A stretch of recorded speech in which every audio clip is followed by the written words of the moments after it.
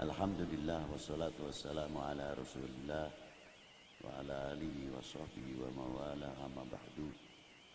Hadratul muhtaram sadatina al-'idham sulalah min ahli baiti Nabi al-Karim Sayyidina wa maulana Muhammadin bil qadril 'azim wa ala alihi wa sahbihi wa sallim amma ba'du. Yang saya hormati para Jamaatil Maulud dan yang saya banggakan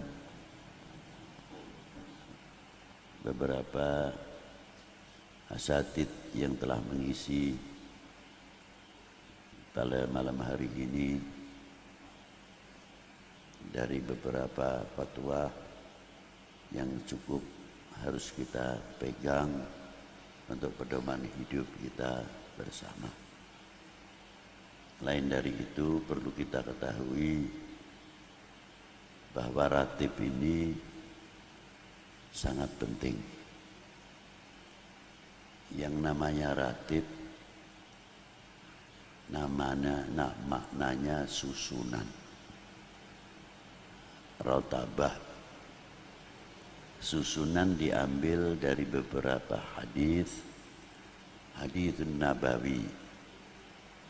Dan setiap ratib mempunyai asbabul wurud, kalau ayat asbabun nuzul masing-masing. Dan ratib itu banyak sekali di kalangan Sadatil Ba'alawi khususnya dalam kata istilah ratib. Karena itu bagian bacaan-bacaan yang diamalkan oleh Thariqat Alawiyah. Tapi tidak berarti melarang kalau orang membaca ratib dari Ratibul atau Thariqatul Alawiyah tidak boleh membaca ratib yang lain, ataupun yang sudah masuk Thariqat yang lain tidak boleh membaca Thariqat atau Ratib Alawiyah. Itu tidak benar. Karena ratib di sini adalah suatu doa. Kalau di dalam Thariqat Sadaliyah mempunyai bacaan Hizbul Bahar, Hizbul Bar, Hizbul Nasor, Hizbul Latuf atau Latif, Hizbul Khafi, Hizbul Ikhfa, dan banyak lagi hizib-hizib milik Imamun Asyadili. Dan Sayyid Syekh Abdul Qadir Jilani pun juga mempunyai hizib-hizib yang kualitasnya seperti Hizbul Nasor, Hizbul Bahar, dan lain-lain. Thariqat Satoriyah juga sama. Nah, kita mengambil dari beberapa Thariqat Alawiyah, mengambil yang paling ringan untuk supaya umat itu bisa membaca. Sebab bacaan Asmaul Husna atau hizib atau asma itu mempunyai dosis. Ada dosisnya kalau vitamin itu atau antibiotik 1000 mili. Ada yang dosisnya 750, ada yang 500, ada yang 250, ada yang 100. Nah, hizib-hizib asma tersebut memerlukan guru yang tahu dosis. Kalau yang tidak tahu dosis biasanya mengambil asal maknanya baik, lalu maknanya hebat, ambil saja dibaca. Nah, inilah dampaknya overdosis yang sebetulnya cukup 100 mili atau 200 mili, makan yang 750 mili. Akhirnya ayang-ayangnya tidak guyon dewe. Nah, ini yang terjadi. Dan banyak lagi. Asmaul Husna pun sama. Ada Asmaul Husna yang dingin dibaca, ada Asmaul Husna yang keras. Kalau yang keras juga harus digandeng. Seperti ya Aliyu, ya Kabiru, ya Alimu, ya Qadiru, ya Samiu, ya Basiru, ya Latif. Ringan akhirnya, bab dicampur. Nih, oh ini jahe ini keras. Jamunya jamu pakai jahe, pakai merica. Wah ini bangsa pedes kabeh. Tukang jamunya pinter. Wah ini harus dikasih ini. Supaya dingin yang minum enak dan sebagainya. Itu yang ahli tentang ilmu asma. Yang tidak tahu pokoknya disikat saja. Itulah. Akhirnya apa? Enyeng. Kalau enyeng, kalau ayam kuter. Nah ini maka bacaan-bacaan itu perlu ijazah, tahu, ditanyakan kepada orang-orang yang ahli tentang masalah. Tapi kalau ratib tidak.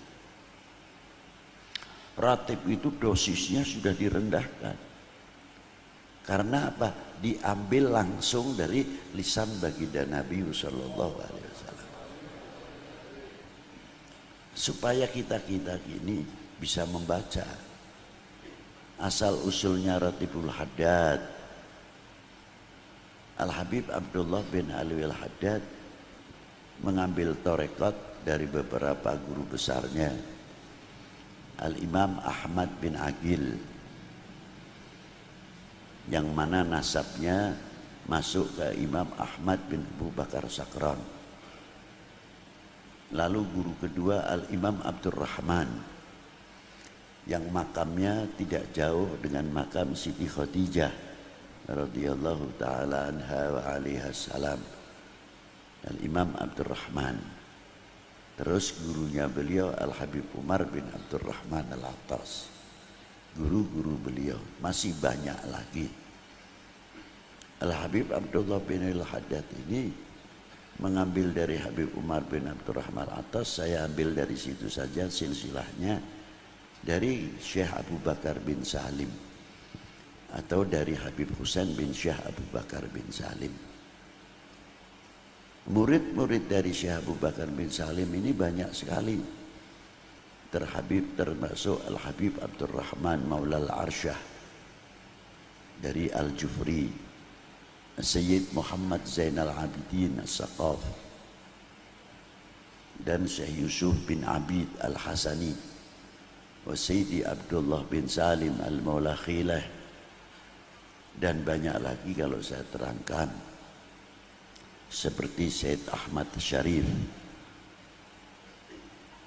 Al-Habib Yasin, pejuang Islam Yasin bin Ahmad bin Aqil bin Ahmad bin Aqil bin Ahmad bin Yahya, yang mendapat ijazah langsung dari Habib Abdullah bin Al-Haddad, di mana beliau mensyiar Ihya Ulumuddin dan lainnya, diberi mandat untuk Nasrul Islam di Terengganu atau di Malaysia. Kakek Habib Utsman bin Abdullah bin Aqil bin Yahya Mufti Mekah. Dan murid beliau ada yang dimakamkan di Wiradeso, Habib Muhsin bin Alwi bin Umar Ba'bud.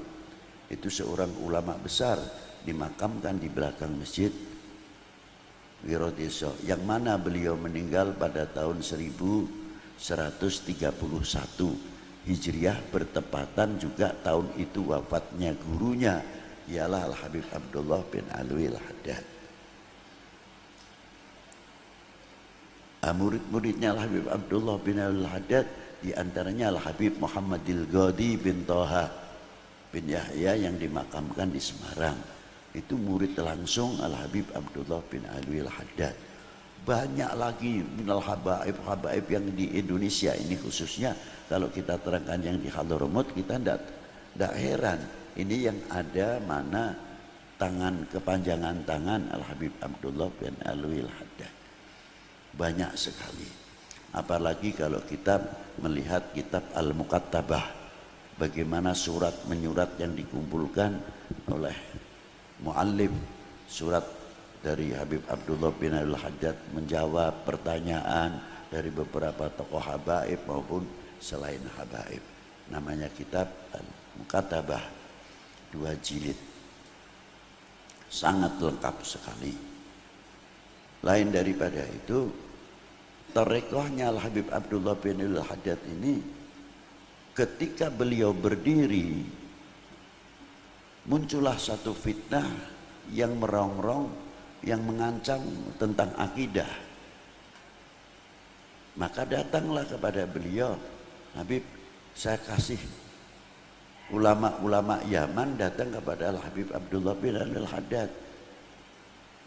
Habib, di negara saya ini sudah mulai muncul Rafidah. Maka saya minta ijazah untuk bisa menangkal itu supaya tauhid kita ini kuat apa? Dari Wirdun Nabawi. Maka diberi oleh Habib Abdullah bin Haddad, uktub Fatihah, Alif Lam Mim, Ayatul Kursi, Lillahi ma fis samawati, Amana Rasul, La ilaha illallah wahdahu la syarikalah, lahul mulku wa lahul hamdu yuhyi wa yumit wa huwa ala kulli syai'in qadir. Al-Habib Abdullah bin Al-Haddad tidak menamakan ini Ratib Haddad ya, tidak. Yang menamakan ini Ratib Haddad siapa? Muridnya dan orang yang muhibbin, karena tahu bahwa ini yang menulis sebabnya, yang memberikan ijazah Al-Habib Abdullah bin Al-Haddad. Jadi wajar saja kalau disebut namanya Ratibul Haddad. Bukan Habib Abdullah mengatakan ini Ratib Haddad, tidak. Nah, setelah ini dibaca, alhamdulillah. Begitu juga munculnya Ratibul Atas, di mana peristiwa pada waktu itu di Khuraidah. Dulu namanya Khuraidah Guraidah. Yang mengganti Khuraidah adalah Habib Umar bin Abdurrahman Al-Atas. Bagaimana berhadapan pada waktu itu kekerasan yang dihadapi oleh Habib Umar bin Abdurrahman Al-Atas. Bagaimana merangkul satu sisi gobail yang lain. Jangan dikira Habib Umar bin Abdurrahman Al-Atas dan Habib Abdullah bin Al-Haddad duduk terus gelar pakai sorban tinggal dicium tangannya. Tidak. Pahit kehidupan beliau. Bahkan Al-Habib Umar bin Abdurrahman Al-Atas itu zahir makomnya terbuka oleh cucunya Al-Habib Ali bin Hasan Al-Atas. 100 tahun setelah meninggalnya Habib Umar bin Abdurrahman Al-Atas baru kelihatan mengerti siapa Habib Umar bin Abdurrahman Al-Atas. Itulah hebatnya, mutawadiin minal masturin. Itulah. Maka ratib itu disebut setelah dituliskan oleh Habib Umar disebut Ratibul Atas. Tapi Habib Umar tidak mengatakan ini Ratib Atas, tidak. Ratibul Idrus juga sama, semuanya mempunyai peristiwa dan setiap ratib itu mempunyai keistimewaan. Di antara salah satu ratib ada yang manfaat, ada yang istimewa di sini, tidak ada yang istimewa di sini.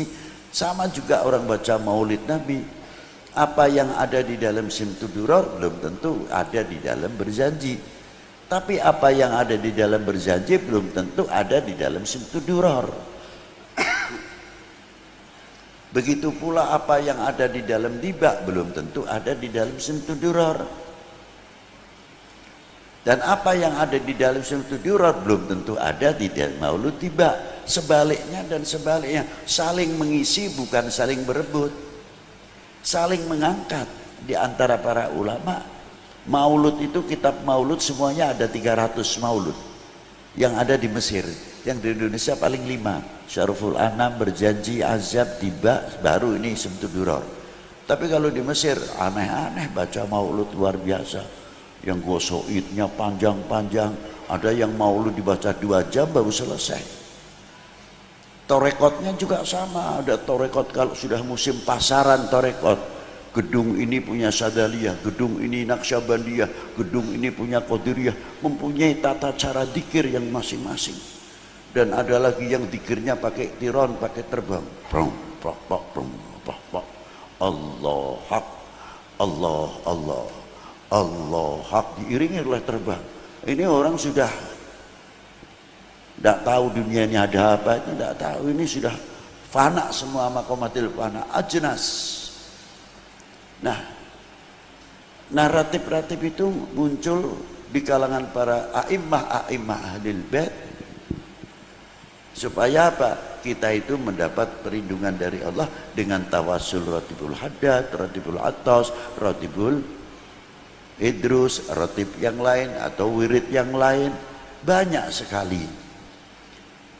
Apalagi diantaranya ratibul kubro.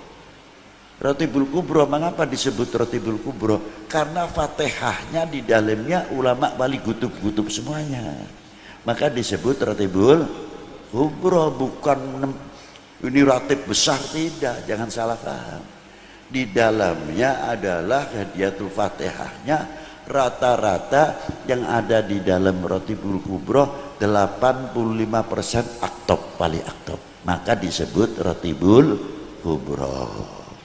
Di situ asal usulnya ratibul kubro, asal usulnya apa? Dohirul fatan, dohirul fitnah yang luar biasa pada waktu, dan yang bisa menyelesaikan pada waktu itu Al-Habib Toha yang di Ciledug itu tadi. Maka dari itu silahkan mau baca ratibul haddad, silahkan mau baca ratibul atas, mau ratibul idrus, mau ratib, tapi jangan untuk ngilahi naker. Jangan, tidak boleh. Dikira kita mencela satu wali, lalu wali yang lain gembira, senang. Sama sekali. Itu orang tidak mahjub saja untung, tidak tertutup saja untung. Maaf.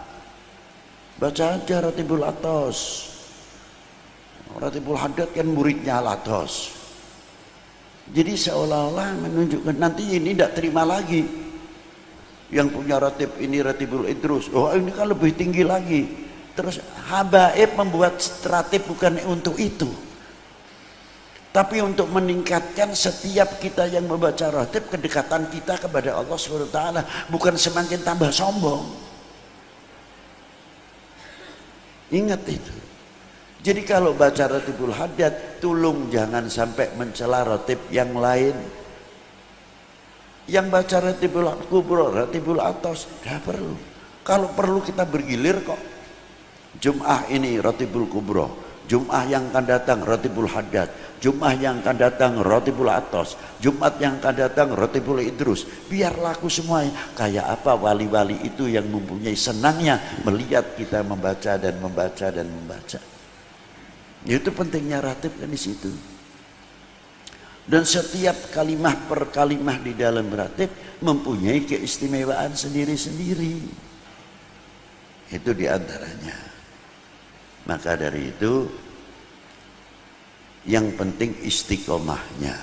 Maka saya mengatakan supaya bisa berjalan semuanya, cukup ratibul kubro dibaca ba'da subuh tiap Jum'ah sekali, sudah. Atau ba'dal maghrib tiap Lailatul Jum'ah.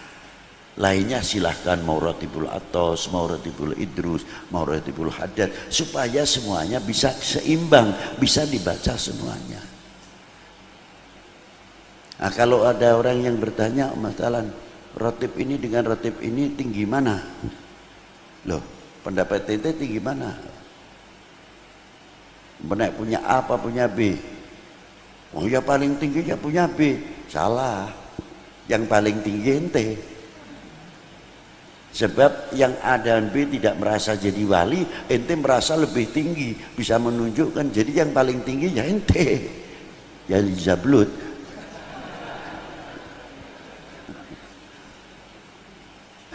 Nah inilah, paham ya? Jadi justru ratib itu menguhuwahkan.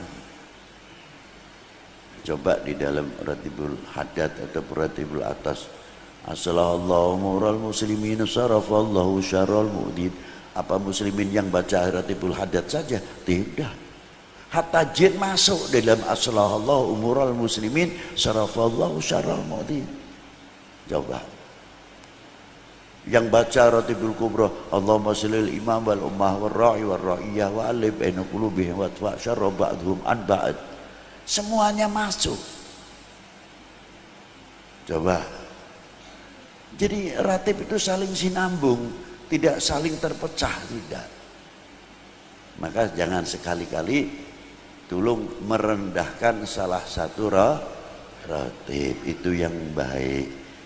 Karena itu mencakup tentang akhlak wal adab. Jangan sampai kita su'ul adab kepada Habib Umar bin Abdurrahman Al-Attas, jangan sampai kita su'ul adab kepada Habib Abdullah bin Al-Haddad, jangan sampai kita su'ul adab sama Habib Abdullah bin Abu Bakar Al-Idrus dan lain-lainnya yang mempunyai ratib-ratib. Itulah. Dan saya ijazahi Ratibul Kubra khususnya untuk kalian semua. Barakallahu fikum. Al-Fatihah.